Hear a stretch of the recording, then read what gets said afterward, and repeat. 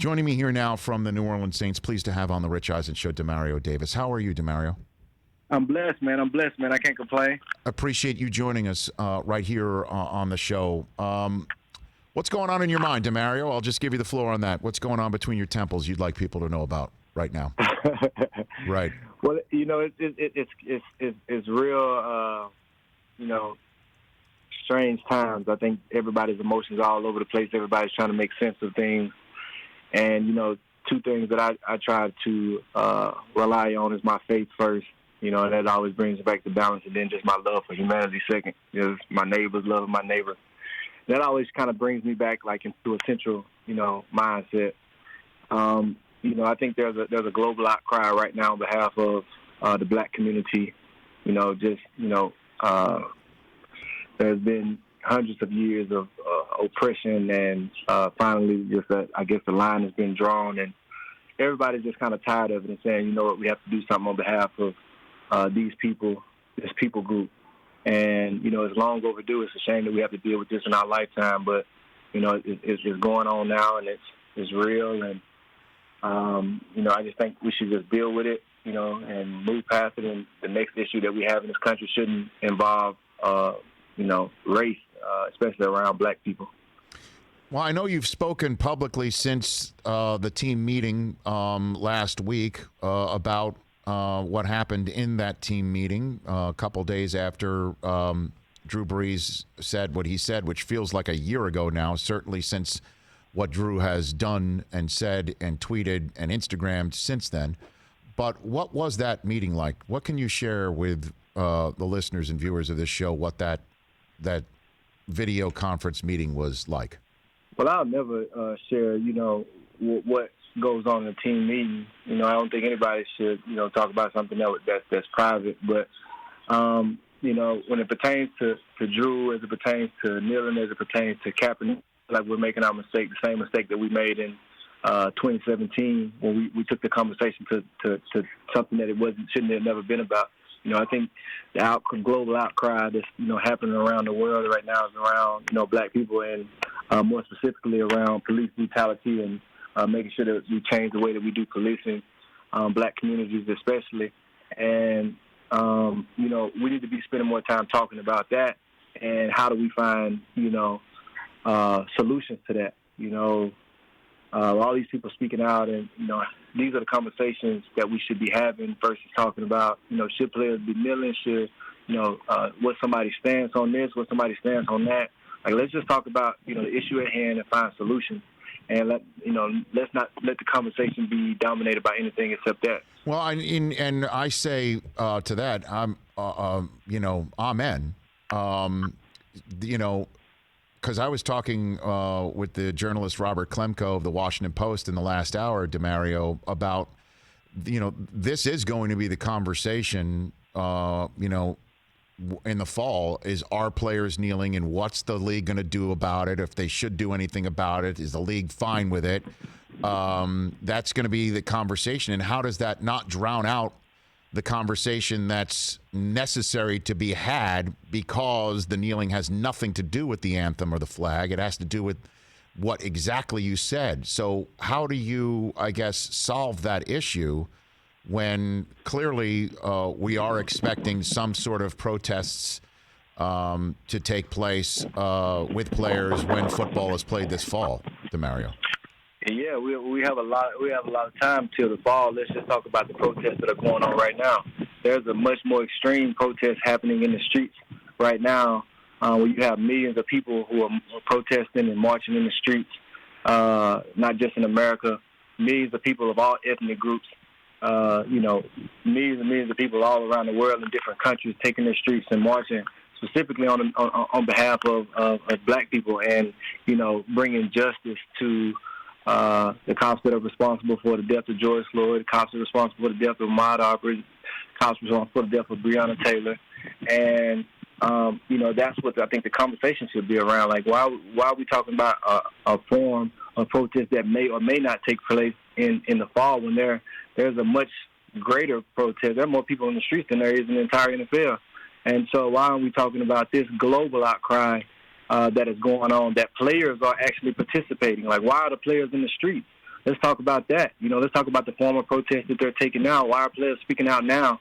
Why are players being engaged in their community and meeting with legislators and meeting with activists right now? So let's just talk about that. So let's talk about that, Demario Davis, then. What do you want people to do? Like, if you could, I'll give you my platform, our platform here at this show. What do you want people to do when they hear you and hear your fellow NFL players take to the streets and want change? Well, I think we should look for justice for these families and understand that we can't really bring justice to these families because we can't bring them back. That would be real justice, but we can honor those families in first convicting the cops that are responsible for these murders. And I think that will go a long way towards being symbolic of changes on the way. And after we convict the cops that are responsible, we can change the way that we do policing in America. After we in America know how to respond to crisis. After 9/11, we changed the way that we go through airports. You'll never go through an airport and to be the same. You change up the entire process, change the way that the TSA workers check you. So we can change the way. We certainly can change the way that we do policing in our country. I think, there are a ton of good police officers. We need to find a way to empower those good police officers to help, eradicate, the police department of bad cops. I think we need to find ways to empower prosecutors to be able to prosecute the bad cops when they do wrong things. And there would be a greater sense of accountability. There's a bill on the floor right now about to be passed, or that we're hoping to get passed, that puts an end to qualified immunity. Pretty much that lets police officers move untouched, and so things of that nature that helps us, change the way that we do policing in our country. I think that's first, and then we need to be again attack. Racism is in the heart, but we can attack the racial injustice structures that exist in our country. And so if we, all the people who are moving and saying, hey, we want to help the black community, this is how. Let's begin with justice, and let's put an end to black people being brutally murdered in the streets. And then, let's work to end all these racial injustice structures that exist in our country. Demario Davis here on the Rich Eisen Show. And then again, in your own, I guess, football house, is everything, would you say, cool now with you and Drew and Bree? And is there, can you at least share that coming out of your conversations?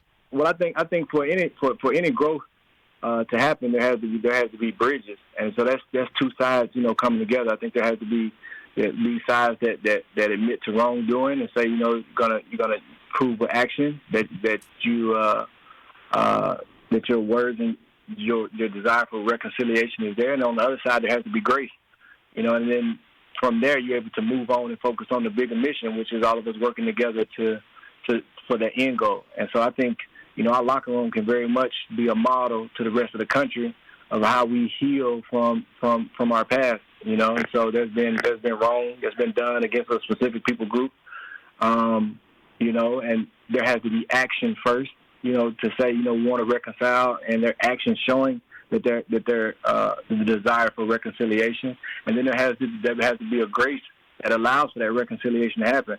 And then once that bridge has been formed, then we're working together. We can work together towards solutions, now, and live peaceful in the house together. And in terms of action, again, I know, we try to not stray into the political, but there was a tweet from Drew Brees to the President of the United States essentially explaining that his public stance about the flag is something that he has heard from his teammates, and about what he said about never agreeing with anybody who does that. He has now, after the conversations with you as not just you, I imagine, but your teammates, that we can no longer use the flag to turn people away or distract them from the real issues that face our black communities. And it was a tweet directly to the president. What did you think of that, Demario? Well, I would just say, I would encourage all of America and Drew to follow up on those actions, those words. Drew made a statement where he's pretty much saying he has overlooked the black community and wants to start working to help it. I would encourage everybody in America to follow. And if Drew does that, that's leadership. And then America has a model to follow of what that should look like. And, this problem that exists in America is going to take all of us to fix it. And that's where we have peace. And that's what I meant by Drew when I said it's leadership for him to say what he's going to do. But leadership is most importantly marked by action. And I think that he has the opportunity to lead America in what action should look like in assisting and helping alleviate the burdens of the black community. Demario Davis here on the Rich Eisen Show. And again, I'm part of me is like, I don't know if I should want to bring it up. I mean, bring it up, but because again, we are talking about issues that affect so many people, as you have mentioned. It's not at the grassroots of trying to root out this awful scourge of racism, but players, colleagues of yours in the NFL are saying that one way for the NFL to help matters, Carlos Hyde in particular, is to say Colin Kaepernick should get a job. Would you agree with that being a necessary course of action for the NFL, Demario Davis? Well, I would go as far as to say that, though this does take away from the ultimate conversation, I would go as far as to say, as it pertains to having a problem with Colin Kaepernick taking a stance against police brutality, that he is definitely owed an apology, by the NFL and everybody else who said that they were on the wrong side of it, and saying he shouldn't have took that stance. So I definitely think he's owed an apology. And so what that looks like after that, I don't know. But I definitely do believe he's owed an apology.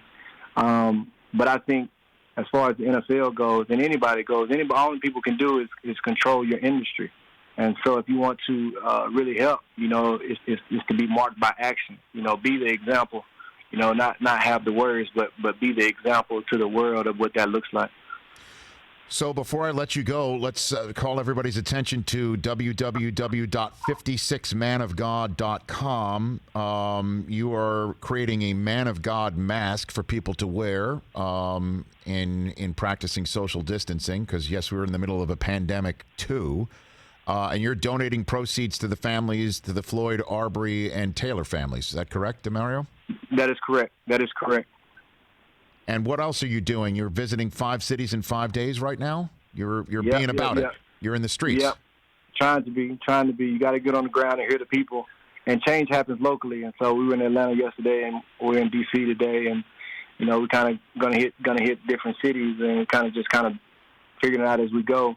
But it's about being on the ground with the people, hearing the problems. Because if you want to have solutions in these communities, you have to go to the people and hear from them. And once you hear from the people, you'll know what type of solutions need to be made. So people can follow you on Instagram, D56Davis as well. You were posting some photographs of your stint in your stay in Atlanta yesterday. You're in the nation's capital today, and everyone should tune in to see where you're going next. Do you expect to be in training camp in July, Demario? Do you expect that this is all going to be worked out health-wise, and you're going to have a playing season? Do you think? I don't know. I trust the people who have to make those decisions, that when it's safe for everybody, that we all can collectively, get back moving and do whatever we need to, whatever we need to get done in that time. I try to focus on the moment, try to focus on the day that's in front of us. I trust the people who have to make that decision of when we return back, and when it's safe for everybody, that's when. I hope that we're able to get back going. Okay. And then one last thing about that meeting last week is it's true that it was widely reported that Shaq zoomed in. Shaq was part of the conversation? As I said before, I ain't ever going to speak on, on something that was private. He's like 9 feet tall, Demario. You can't miss him. I mean, even though he might have been in a little square on your screen, but you're not even going to let that out of Fight Club, huh? Yeah, man. On those Zoom calls, you never know who on there. Okay. You never know. Yes, Sean Payton knows a lot of people. Demario, I appreciate you calling in. I appreciate you sharing. I appreciate you doing what you're doing and being about it. And people can go to 56manofgod.com to help raise money and also practice social distancing with the Man of God masks. And I really appreciate. I'm a New Yorker. I appreciated your stint with the Jets too, sir. I really enjoyed watching you play. Hey, I appreciate you, Rich. Always a pleasure. Right back at you. Thank you. That's Demario Davis here on The Rich Eisen Show.